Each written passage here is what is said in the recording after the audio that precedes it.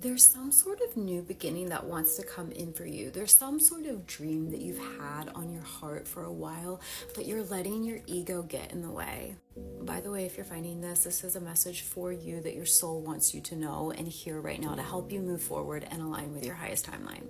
So a lot of what this has to do with is rewiring your mind, rewriting your self-concept, the way you view yourself, the way you view life and others, and what you believe you're capable of.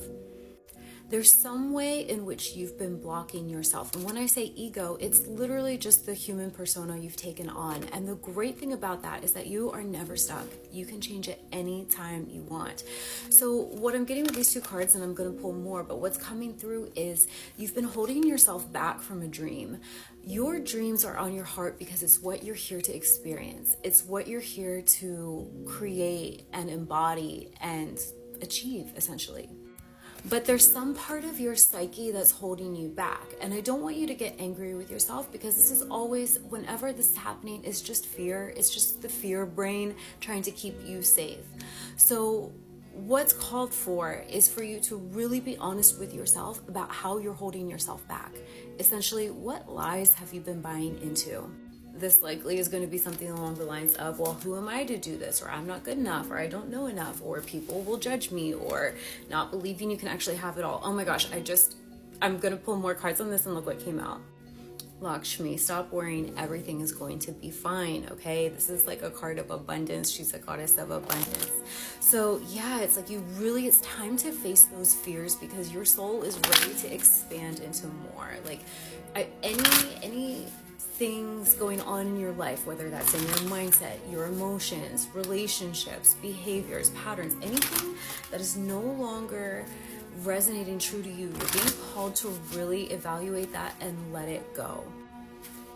And be really honest with yourself. Like, what goals are you not allowing yourself to achieve because maybe you failed in the past, or maybe people made fun of you, or maybe other people told you couldn't have it, or you just assumed that you wouldn't succeed, so why try? Like, you got to cut that stuff out.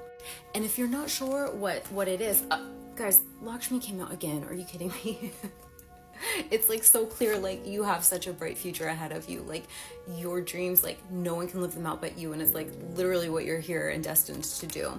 But if you can't figure out how you're holding yourself back, or if, as I'm telling you, hey, you have these big dreams that are calling for you to step into them now, and you're like, hey, but I don't know what that is, you're being asked to go within, have some quiet time, because we all have an internal guidance system. We all have access to infinite intelligence. Our soul speaks to us. It's speaking to us all the time.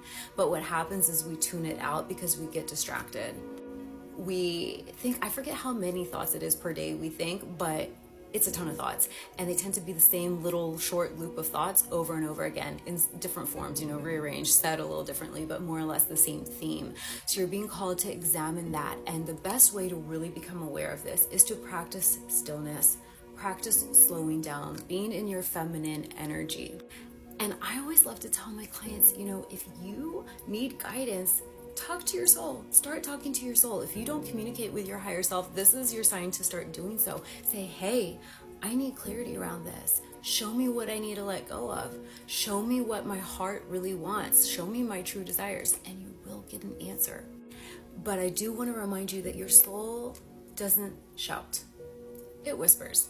It shouts sometimes when it's like, hey, okay, this is enough, like enough's enough. And that's typically when we have these kind of tower moments, like rude awakenings. But when you're trying to connect with your soul and really listen, you have to get quiet so you can hear it. That means tuning out the distractions.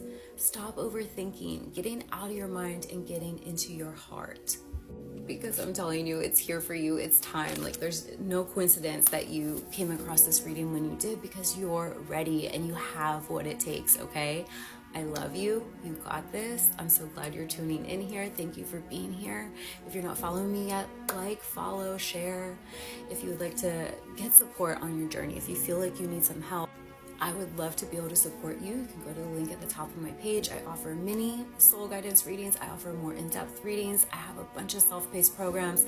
I have email coaching, one-on-one calls. What else do I have? Subliminals, affirmation tracks, all sorts of things. So I love you.